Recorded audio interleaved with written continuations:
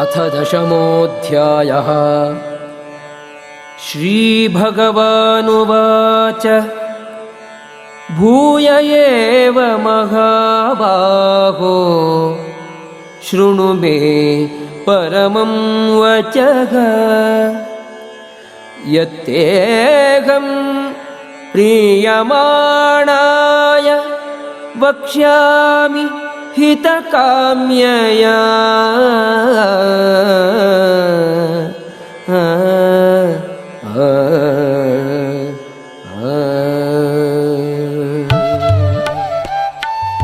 The Supreme Personality of Godhead said, "Listen again, O mighty armed Arjuna, because you are my dear friend.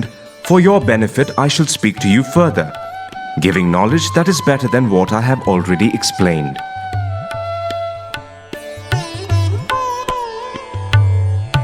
न मे विदुः सुरगणाः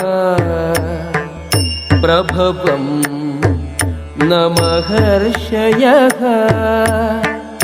अहम् आदिर्हि देवानां महर्षीणां च सर्वशः। Neither the hosts of demigods nor the great sages know my origin or opulences, for in every respect I am the source of the demigods and sages. यो माम् अजमनादिं च वेत्ति लोकमहेश्वरम्।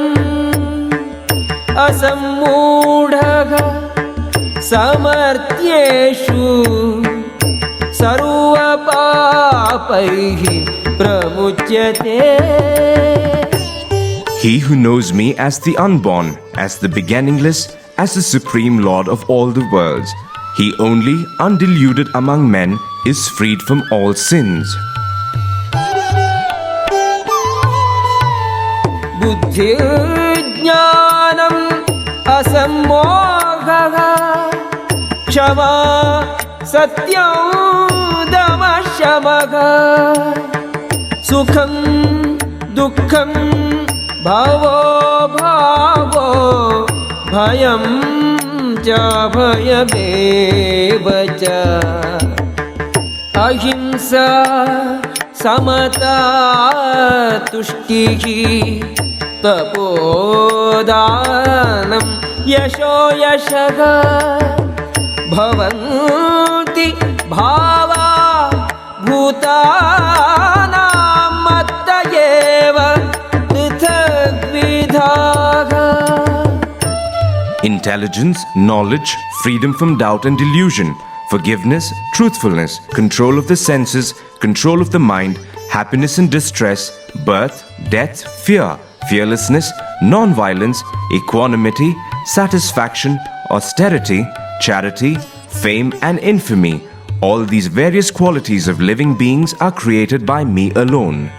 महर्षयः सप्त पूर्वे चत्वारो मनवस्तथा मद्भावा मानसा जाता येषां लोक इमाः प्रजाः। The seven great sages, and before them the four other great sages, and the Manus, progenitors of mankind, come from me, born from my mind, and all the living beings populating the various planets descend from them.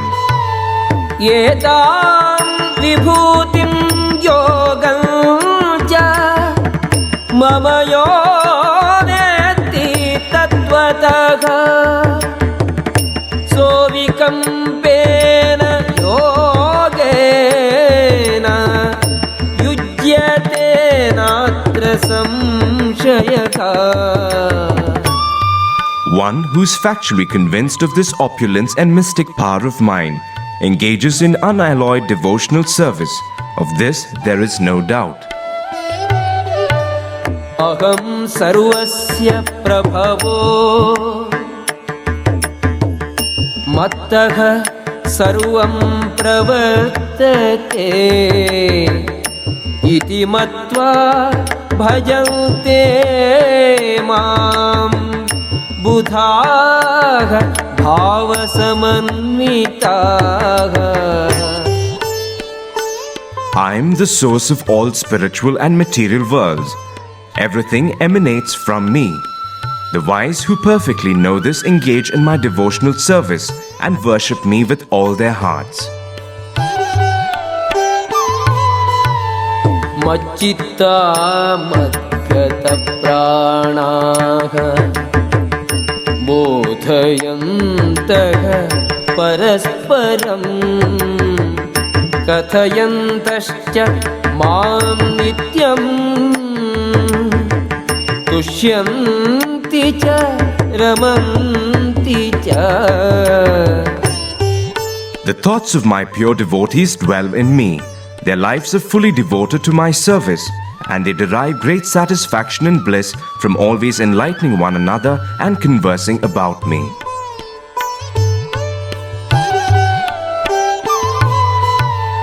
तेषां सततयुक्तानां भजतां प्रीतिपूर्वकं ददामि बुद्धियोगं तं येन मामुपयान्ति ते. To those who are constantly devoted to serving me with love, I give the understanding by which they can come to me. तेषामेवानुकम्पार्थम् अहमज्ञानजं तमः नाशयामि आत्मभावस्थो ज्ञानदीपेन भास्वता. To show them special mercy, I, dwelling in their hearts, destroy with the shining lamp of knowledge the darkness born of ignorance. Arjuna उवाच परं ब्रह्म परं धाम पवित्रं परमं भवान् पुरुषं शाश्वतं दिव्यम् आदिदेवमजं विभुम् आहुः त्वां ऋषयः सर्वे देवर्षिर्नारदस्तथा असितो देवलो व्यासः स्वयं चैव ब्रवीषि मे. Arjuna said, "You are the Supreme Personality of Godhead, the ultimate abode, the purest, the absolute truth. You are the eternal, transcendental, original person, the unborn, the greatest. All the great sages such as Narada, Asita, Devala and Vyasa confirm this truth about you, and now you yourself are declaring it to me." सर्वमेतदृतं मन्ये यन्मां वदसि केशव न हि ते भगवन् व्यक्तिं विदुर्देवान् दानवाः. O Krishna, I totally accept as truth all that you have told me. Neither the demigods nor the demons, O Lord, can understand your personality. स्वयमेवात्मनात्मानं वेत्थ त्वं पुरुषोत्तमा भूतभावन भूतेश देवदेव जगत्पते. Indeed, you alone know yourself by your own internal potency, O Supreme Person, Origin of all, Lord of all beings, God of gods, Lord of the universe. वक्तुमर्हसि अशेषेण दिव्याख्यात्मविभूतयः याभिः विभूतिभिः लोकान् इमांस्त्वं व्याप्य तिष्ठसि. Please tell me in detail of your divine opulences by which you pervade all these worlds. कथं विद्यामगं योगिं त्वां सदा परिचिन्तयन् केषु के भावेषु चिन्त्योऽसि भगवन् मया. O Krishna, O Supreme Mystic, how shall I constantly think of you, and how shall I know you? In what various forms are you to be remembered, O Supreme Personality of Godhead?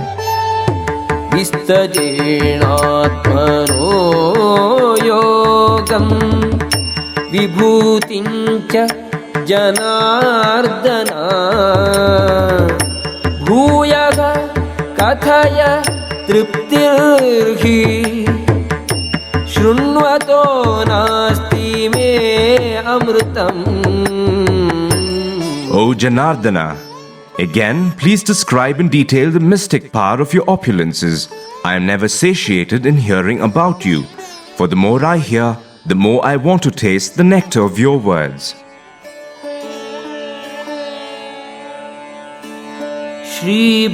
श्रीभगवानुवाच हन्तते कथयिष्यामि दिव्याख्यात्मविभूतयः प्राधान्यतः कुरु श्रेष्ठा नास्त्यन्तो विस्तरस्य मे.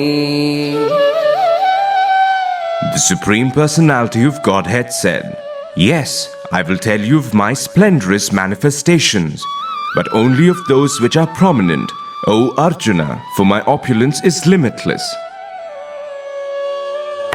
अहमात्मा गुडाकेश सर्वभूताशयस्थितः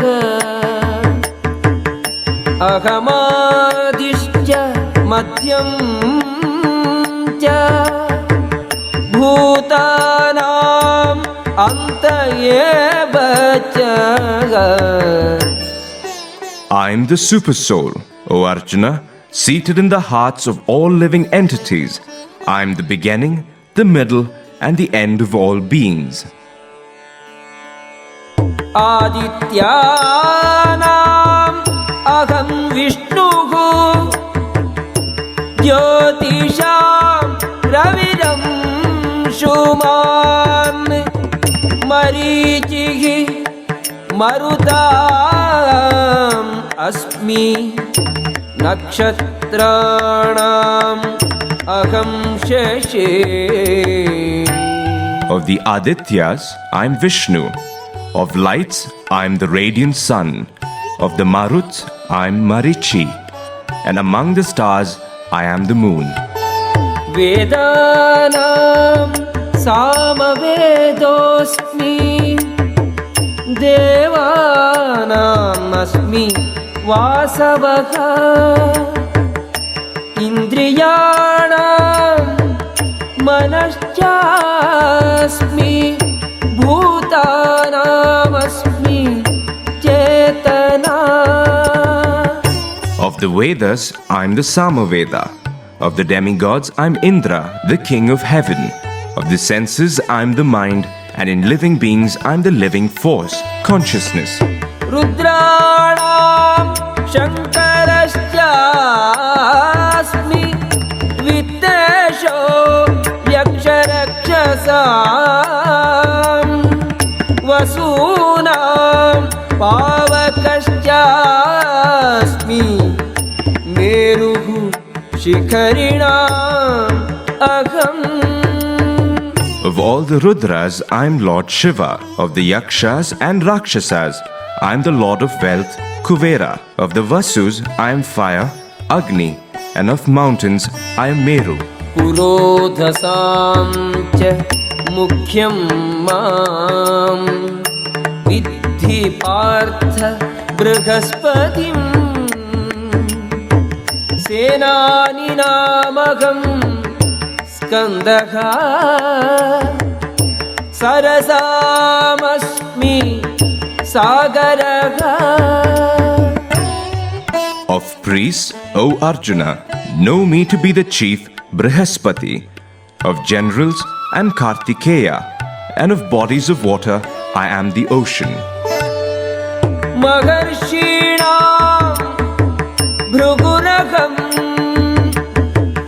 गिरामस्मि एकम् अक्षरम् यज्ञानां जपयज्ञोऽस्मि स्थावराणां हिमालयः.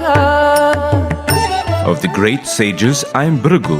Of vibrations, I am the transcendental Om. Of sacrifices, I am the chanting of the holy names, Japa. And of immovable things, I am the Himalayas. अश्वत्थः सर्ववृक्षाणां देवर्षीणां च नारदः गन्धर्वाणां चित्ररथः सिद्धानां कपिलो मुनिः. Of all trees, I am the banyan tree. And of the sages among the demigods, I am Narada. Of the Gandharvas, I am Chitraratha. And among perfected beings, I am the sage Kapila. उच्चैश्रवसम् अश्वानां विद्धि माम् अमृतोद्भवम् ऐरावतं गजेन्द्राणां नराणां च नराधिपम्. Of horses, know me to be Uchaishrava, produced during the churning of the ocean for nectar. Of lordly elephants, I am Airavata, and among men, I am the monarch.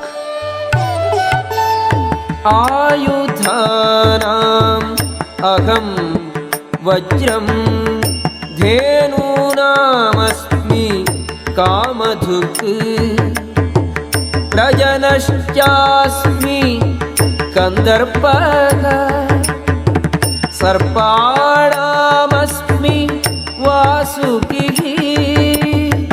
Of weapons, I am the thunderbolt. Among cows, I am the Surabhi.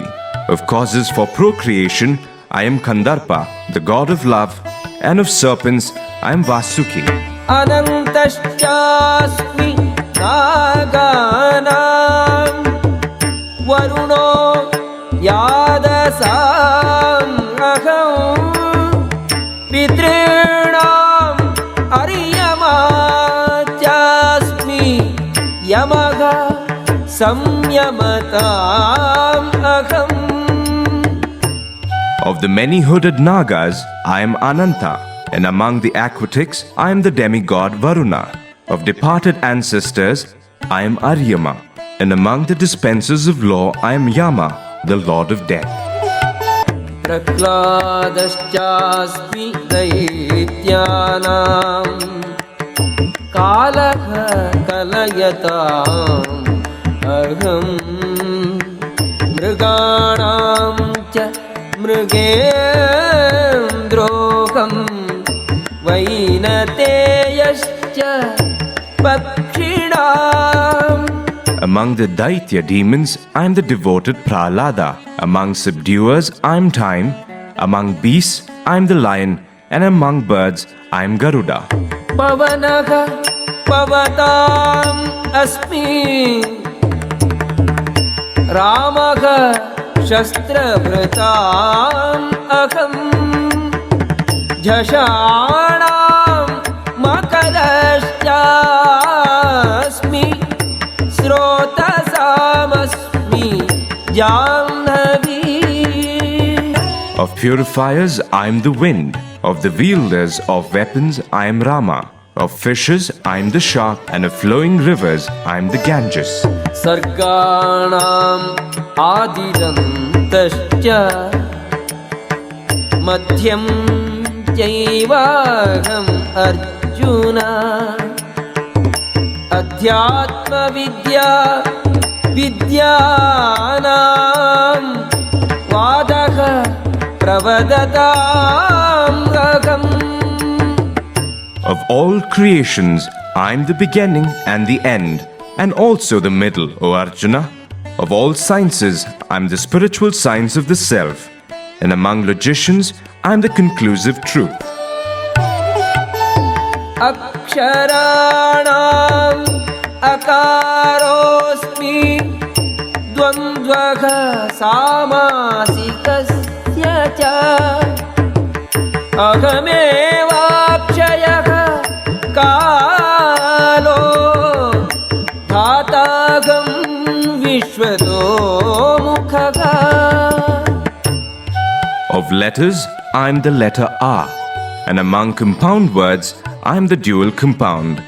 I am also inexhaustible time, and of creators, I am Brahma.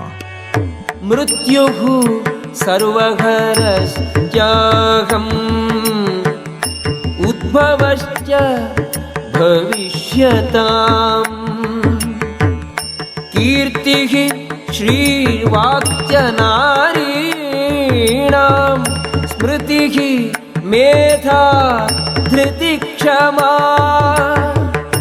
I am all-devouring death, and I am the generating principle of all that is yet to be. Among women, I am fame, fortune, fine speech, memory, intelligence, steadfastness, and patience.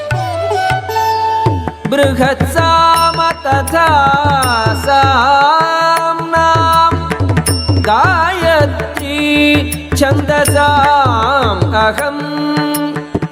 मासानां मार्गशीर्षोऽहम् ऋतूनां कुसुमाकरः. Of the hymns in the Sama Veda, I am the Brihat Sama, and of poetry, I am the Gayatri. Of months, I am Margashirsha, and of seasons, I am flower-bearing spring. द्यूतं चलयताम् अस्मि तेजस्तेजस्वीनाम् अहम्. जयोऽस्मि व्यवसायोऽस्मि सत्वं सत्त्ववताम् अहम्. I am also the gambling of cheats, and of the splendid, I am the splendor. I am victory, I am adventure, and I am the strength of the strong. कृष्णीनां वासुदेवोऽस्मि पाण्डवानां धनञ्जयः. मुनीनामप्यहं व्यासः कवीनाम् उशना कविः. Of the descendants of Vrishni, I am Vasudeva, and of the Pandavas, I am Arjuna. Of the sages, I am Vyasa, and among great thinkers, I am Ushana. दण्डो दमयताम् अस्मि नीतिरस्मि जिगीषताम्.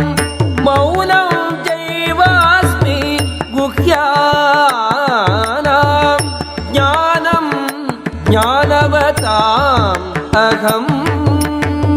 Among all means of suppressing lawlessness, I am punishment, and of those who seek victory, I am morality.